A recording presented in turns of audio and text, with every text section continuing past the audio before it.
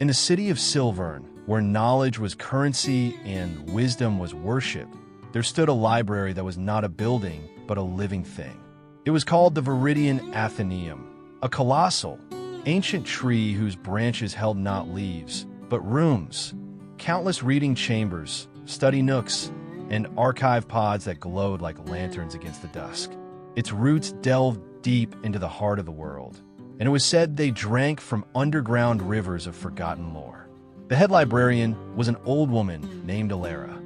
She did not look like a keeper of epic sagas or a guardian of celestial maps. She was small and quiet, her hands forever dusted with the pollen of old pages, her eyes the color of a calm twilight. She knew where every scroll rested, could recall every line of poetry etched on bark paper. It could soothe the most frantic scholar with a single, measured glance. One day, a young man named Kael arrived at the Athenaeum. He was not like the other scholars who came to study specific spells or histories. He was consumed by a single, burning question: what is the purpose of my life? He had searched in the common stacks, the treatises on philosophy and destiny, but found only vague proverbs and contradictory advice. Impatient, he demanded an audience with Alara. "Great librarian," he said, his voice echoing in her hushed root chamber office. "I seek the book of ultimate meaning, the one that holds the answer for every soul. I will climb to the highest branch, delve to the deepest root. I must know my purpose." Alara looked at him, not with pity, but with a deep, weary recognition. She had seen this fire before. It consumed as much as it illuminated. "The Athenaeum does not work that way, Kael," she said softly. "Purpose is not a single volume. It is a library within itself." "Then point me to the section," he insisted. "There must be a master text, a foundational spell." Alara sighed. "There's a place. It is called the Infinite Staircase. It is said that if you climb it, you will find the answer you seek. But it is not a journey for the faint of heart, for the staircase shows you not what you want to see, but what you need to see." Kael's eyes lit with triumph. This was the quest he craved. "I am ready. Show me." Alara led him to the very core of the great tree, to a place where the air thrummed with silent energy. There, spiraling upward into impossible darkness and downward into fathomless depths, was a staircase of pale, moon-colored wood. It had no visible beginning or end. "The staircase is infinite in both directions," Alara said. "You may climb upward toward the branches that touch the stars, or descend toward the roots that drink the deep rivers. Most choose to climb." Kael, without a second thought, began to ascend. His steps were swift and sure. As he climbed, the chambers he passed glowed, revealing their contents. He passed the Hall of Heroes, where he saw visions of mighty warriors and legendary kings. That could be me, he thought, his purpose feeling clear for a moment. To be great, to be remembered. He climbed faster. He passed the Gallery of Artisans, where sublime music spilled from one door and breathtaking paintings glowed from another. Or that, he thought, his heart swelling, to create beauty, to move the world with art. He climbed higher. Then came the Observatory of Cosmos, where the secrets of stars swirled, and the vault of Arcana, humming with raw, cosmic power. Each chamber presented a grand, luminous, and complete version of a life's purpose. Kael's initial certainty began to fracture. Which was his? He wanted them all, yet committing to one felt like a betrayal of the others.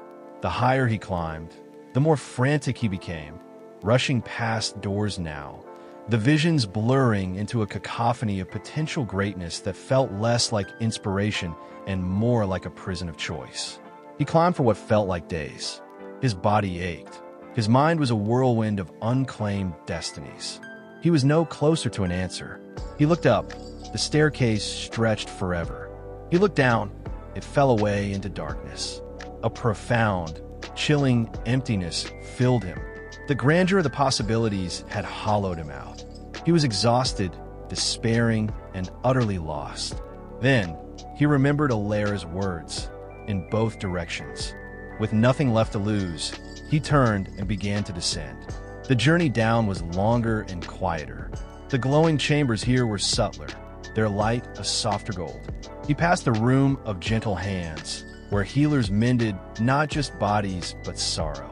He passed the archive of small kindnesses, a record of forgotten courtesies that had changed fates.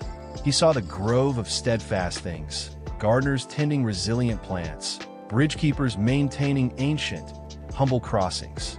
The visions were not of grandeur, but of grace, not of consuming the world, but of sustaining it. The weight on his soul began to lighten. He descended until he found a chamber he had not noticed on his frantic ascent. Its door was simple, unadorned. He stepped inside. It was not a grand hall, but a small, warm space that looked exactly like Alara's root chamber office. And there, at a desk, was a vision of himself. He was older, his hands dusted with page pollen. He was carefully restoring a damaged manuscript, his movements full of tender precision. A young patron entered, looking frantic and lost. The older Kael looked up, offered a cup of tea, and listened. He did not give the young man a grand destiny. He simply helped him find the right section of the library for his question. And on the older Kael's face was an expression of profound, unshakable peace. Kael stumbled out of the chamber, his heart pounding not with ambition, but with revelation. He descended the last few steps and found Alara waiting, as if she had never moved. "What did you find?" she asked. "I found myself." Kael breathed, tears in his eyes. "But not as a king or a hero. I found myself here, in the quiet, in the helping." It felt true.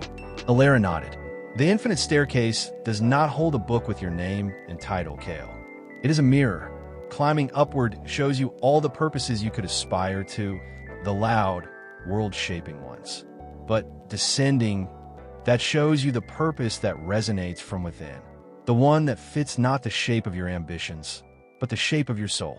You must listen to the echo of your own steps.